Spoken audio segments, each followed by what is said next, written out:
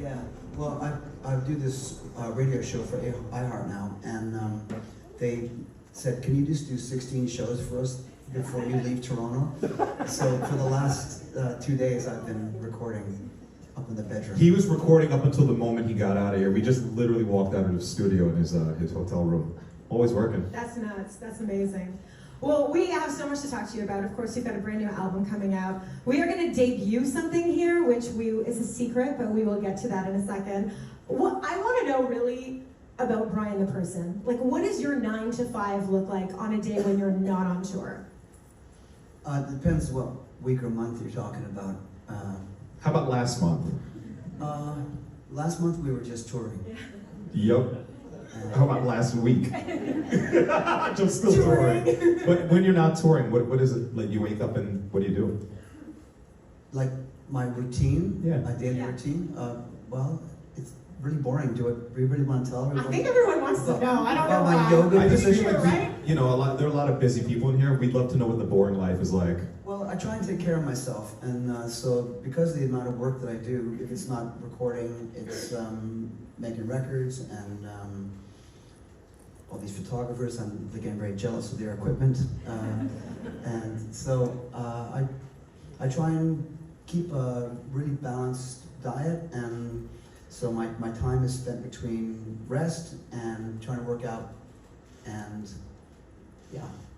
Do you just walk? Like, are you able to walk around cities and sort of, For the most part, yeah. You don't do it with security guards, or you're able to kind of walk around? In Albania, they gave me 2 security guards that were the biggest people I've ever seen in my life. And I just didn't understand, because nobody cared, you know. And so I was just like, guys, you know, it's okay, you guys relax, you know. They didn't understand what I was saying. But they sort of trailed around after me. And of course, as soon as you do that, you attract attention to yourself.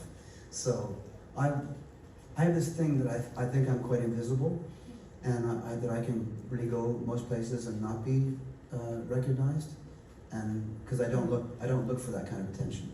The single is out, forthcoming album coming out. We're really excited, but this is very new for you because this time you're doing this as an independent. True. So can you tell us about what the experience is like doing this all on your own? Well, back in 2013, I decided I'd start my own record company as a joke, okay? Because I put up this album called Tracks of My Years, which was about some cover versions that I'd done. And so I created, well, I'll just show you. Oh. Okay, wait, Wow. what are you doing? Are your phones ready? Oh my God. Bad record. Bad records. I love it. Yeah, so I started Bad Records. My nickname at school was Badams, because I'm B. Adams. So, so everything's about, you know, every day is a bad day, but it's a good day, you know. I get it. I get it. That's awesome. Have a good bad day. Have an amazing, well, today is a good day. That was really cheesy, I'm sorry. But I want to know, you know, like why did this happen? Like, why is it that you were an independent? Because, you know, you've worked with labels your entire career. Well, I guess it's easier to tell you the truth, and that is that my contract expired. I've been signed basically to the same contract since I was 18. And it just petered out. And at the point where it was time to get back together and do something and renegotiate, the terms were so unreasonable that it just didn't make any sense. So I went back to my idea of starting a record company and thought maybe we should try it. And so in the interim, I signed to BMG and I did a record with them. It was 3 albums live at the Royal Albert Hall. And then the next year I did it again, but decided to do it, release the album myself. And we did better ourselves than we did it with BMG. It's amazing. I mean, at your level, is that scary, or you're just like, whatever? Well, it doesn't, you're not going to be able to, you know, you're not going to be able to buy a house with the money you get from making a record these days. But it washed its face, which was kind of exciting. I think we still have the cool. if you look at the Caribbean, there's so many different islands. A lot of them have soca, calypso, zouk, whatever it is. But reggae is dominant throughout all of it. It's just something special with us. Like last night I was saying to you that if a Jamaican is walking on the street in Toronto back in the days, you could spot him without even opening his mouth. Him have the walk. You know what I mean? Him have a rude boy walk. You know what I mean? The way him dress, it's, you know what I mean? There's a swag that comes with it. You've seen that decay now because back then we didn't have media like that in Jamaica. You know, we have GBC and RJR on one television station. Now you got the internet. Every dancehall artist looks like a rapper.